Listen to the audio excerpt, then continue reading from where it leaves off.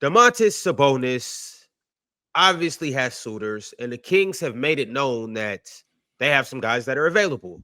They just recently made a trade by getting rid of Keon Ellis, sending him over to the Cleveland Cavaliers. Now Domantas Sabonis is next up. And that was Keon Ellis and Dennis Schroeder. But now Domantas Sabonis seems to be next in line.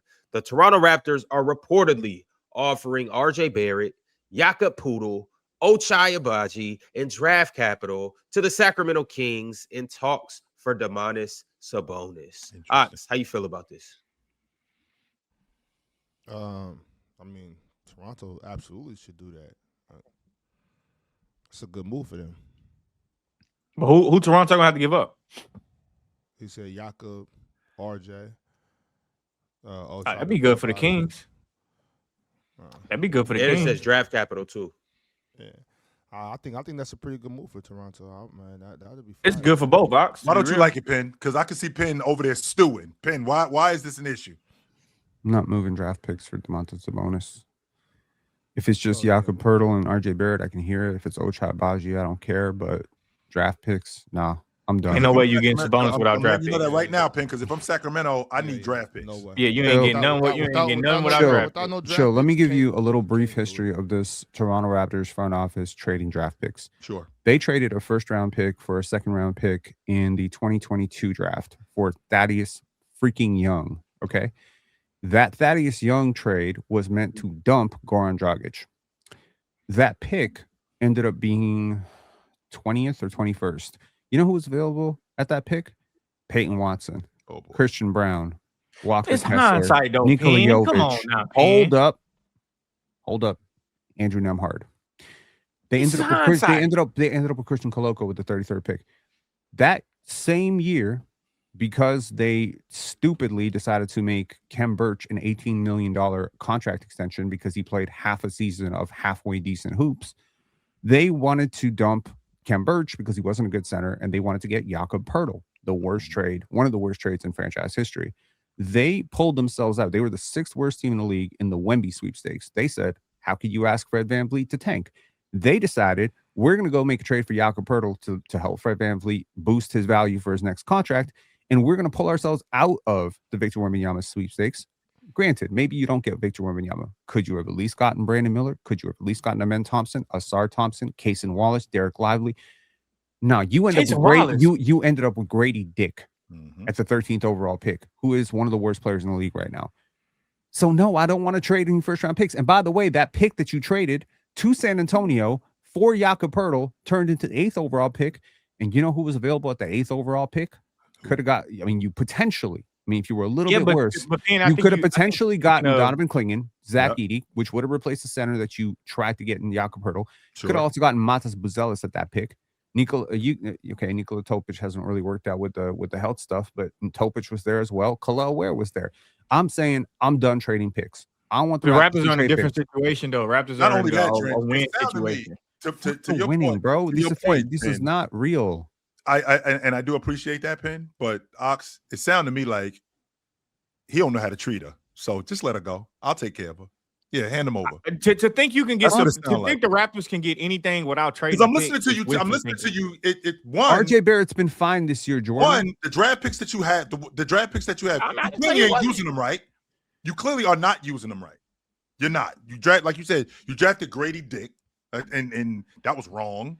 That's the one pick we screwed up on. Okay. We also, by the way, traded the pick that turned into what could have been AJ Mitchell again. Like hindsight, yes. Hindsight, but though. The Raptors, Raptors, come on now, man. Come on. Can we be for real for a second, Jordan? Yes. The same dude who made those picks that you're saying are bad now is the same guy who drafted Norman Powell, same guy who found that's some Masai Ujiri, same guy who found OG Anunoby in the 20s, same guy who found Pascal Siakam in the 20s, same guy who found Fred VanVleet. What do you mean found OG Anunoby? Did you see in free OG agency? In He didn't draft Fred VanVleet. Yes, he got Fred VanVleet in free agency. Yes, he did. OG was not some undrafted diamond. No. Agency, so OG was not drafted. some diamond in the rough. Everybody knew about OG Anunoby. Then why did he go 23rd, Ox? Yes, he was. He was a diamond in the rough, Ox. He was really raw at Indiana. Why did he go 23rd, Ox? Why did he go 23rd, It's my fault. I wasn't watching college basketball. That's what a diamond in the rough. He got injured. 23rd. Okay, so that's why you just answered your own question, Pin. But that's not a diamond. That's not a diamond. You just answered your own question.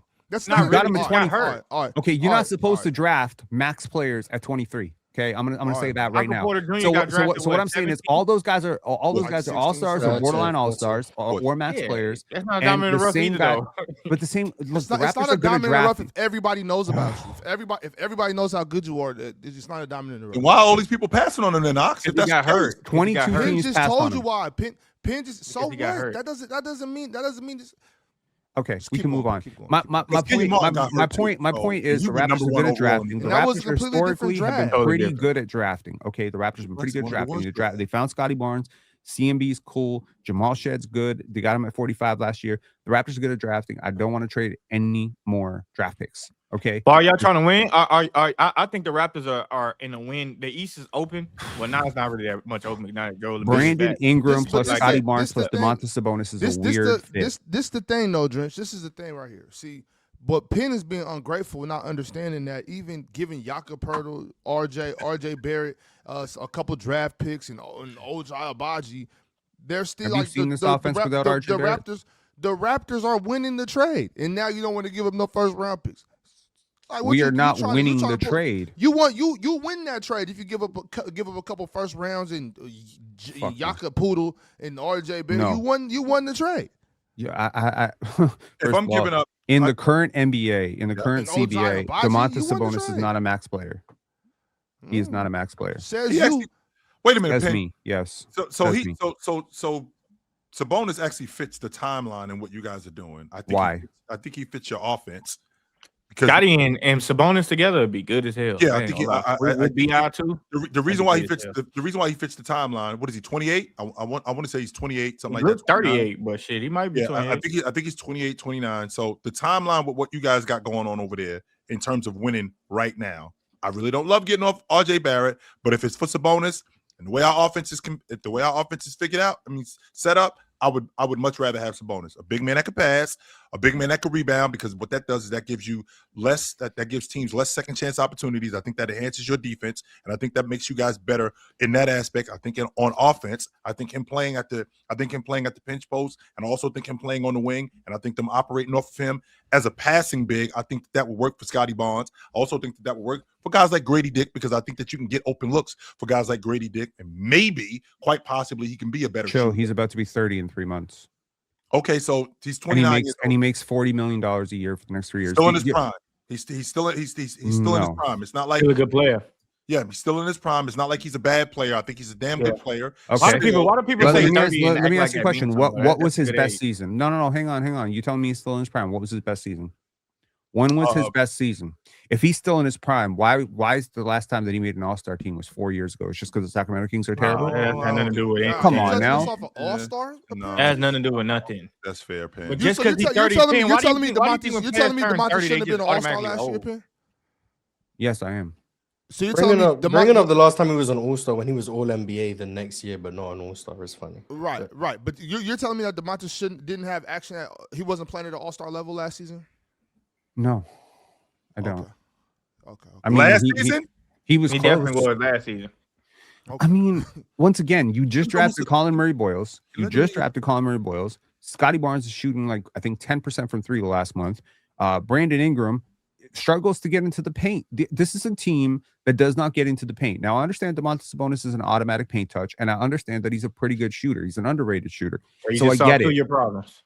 Okay, and if it's Jakob Poeltl and RJ Barrett and Ochai Agbaji and a couple second-round picks, I'll roll the dice on just getting off of Jakob's contract, because that contract is atrocious. You're absolutely winning that trade. That's a fleece. You guys are. Yeah, that's great. And the Kings are a terrible organization that doesn't know how to doesn't know how to trade. So hopefully, they're giving you their best player.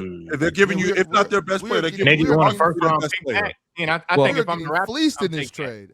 Absolutely. If I'm the Raptors, I'm taking that. To be honest with you, because the thing that it covers up is now you got an issue in the hole, right? You got an issue at the 5 spot. That issue is no longer there now. Now you got a big who can rebound, you got a big who can pass, you got a big who can score, right? You got a lob threat. Those things all work for you. Now, if you're worried about the money, that's something different. right? If you're worried about the money, I'm not worried about the timeline show because I am worried about the contracts. I am worried about the fact that I think Brandon Ingram is overpaid significantly. I mean, but goddamn, relative to you're what not he happy with provides. shit on the Raptors. Like it's just like if anybody is I'm a happy with cent Scotty over Barnes. what you want them to You be, are happy with it's Scotty like Barnes. goddamn, Penn. Like I'm happy with Colin Murray Boyles.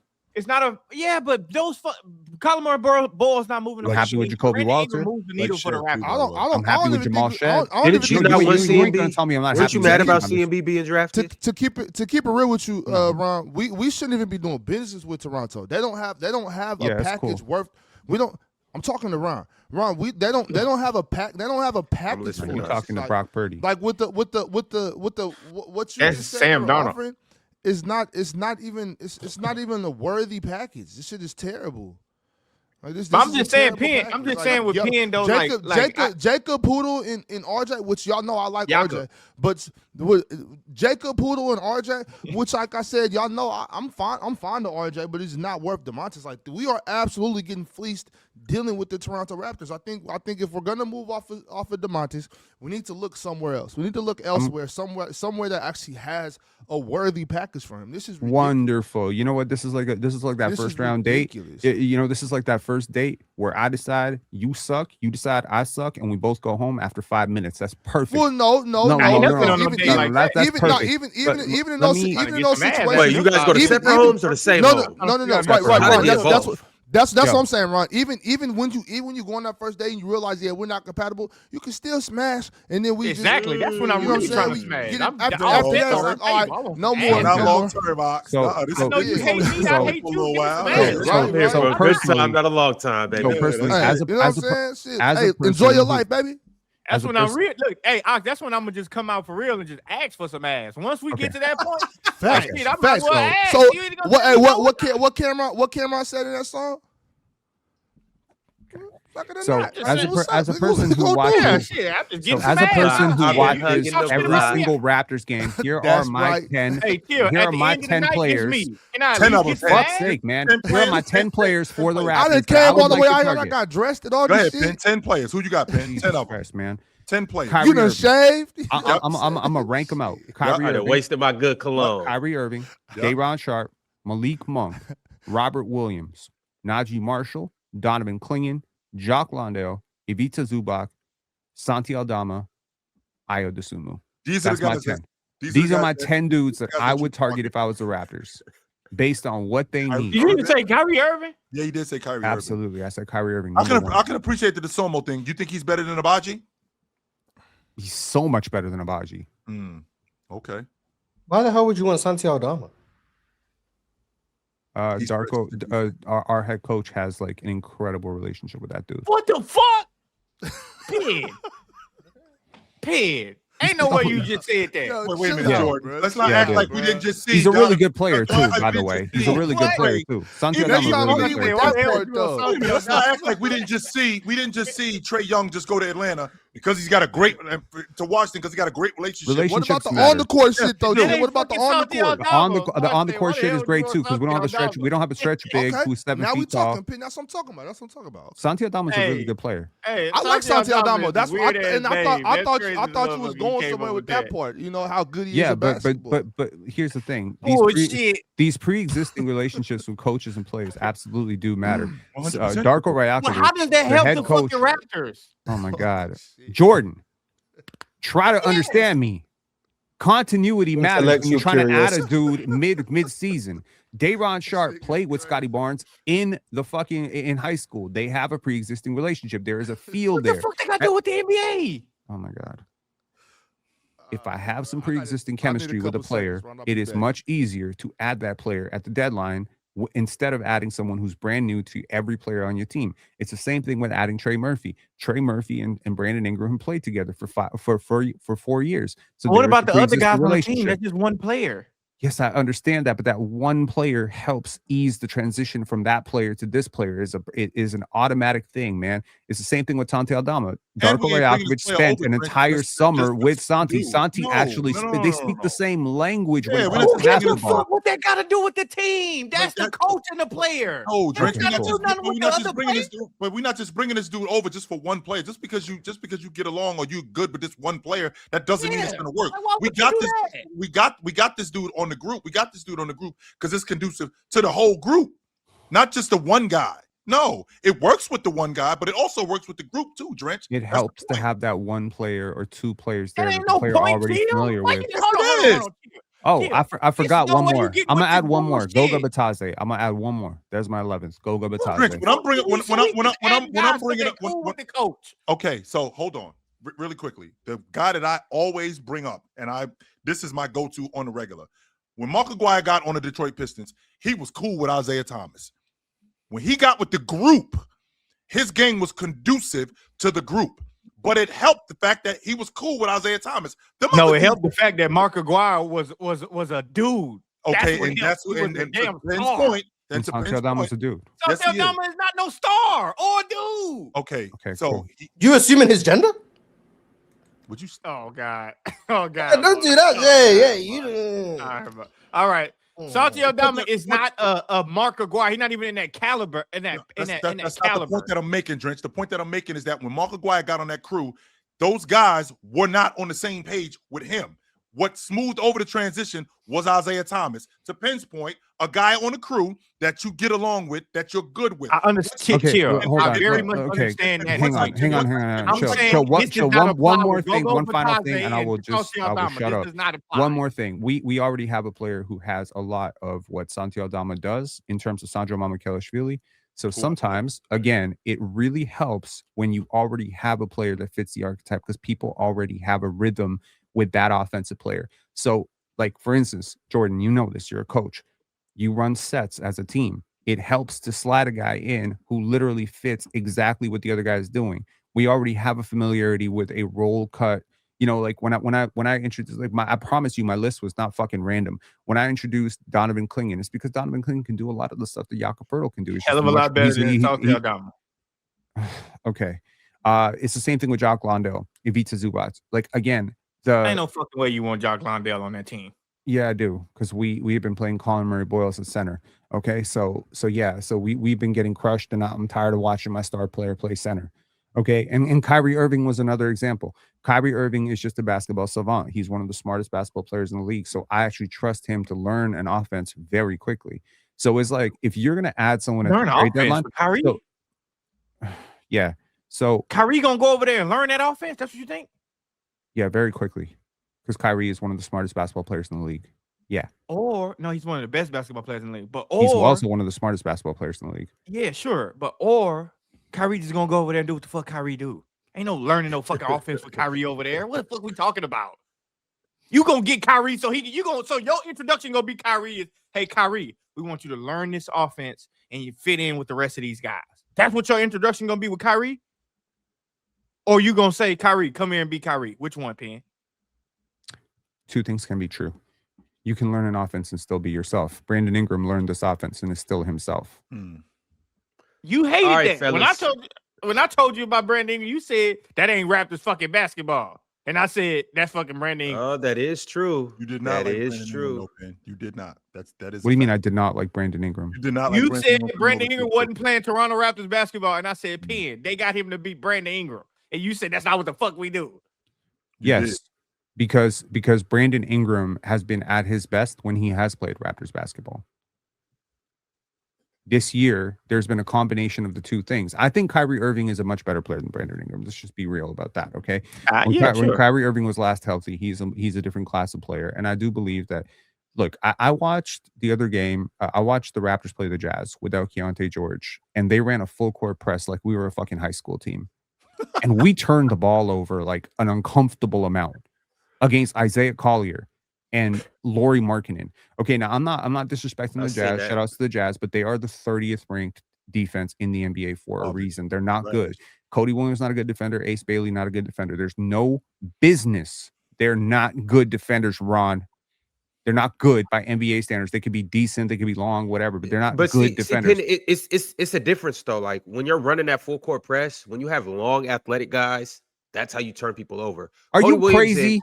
Cody and Ace Bailey aren't bad on-ball defenders either. They might be bad in terms of rotating and stuff like that. They're not bad on-ball defenders. First They're of all, long and I athletic have seen guys. this team shoot 37% against zone defenses. You know why zones are a gimmick defense in the NBA? Because most teams can beat zones very comfortably. You know who can't beat a zone defense? Emmanuel Quickley. And RJ Barrett is like the zone buster on this team because he gets 2 feet in the paint. Now, you want to trade RJ Barrett to get Domantas Sabonis so we can get fucked up by the zone even more? That's cool. My point is we need Malik Monk or we need dynamic ball handlers on this team. We don't got a single one. Emmanuel Quickley keeps picking up his dribble. Malik Like, Monk. Agree. Now y'all really trying to fleece us. No, we Damn. look. I wanted. Hand over Russ too, Ox. Hand over Russ. You can't have Russ. You can't have Malik.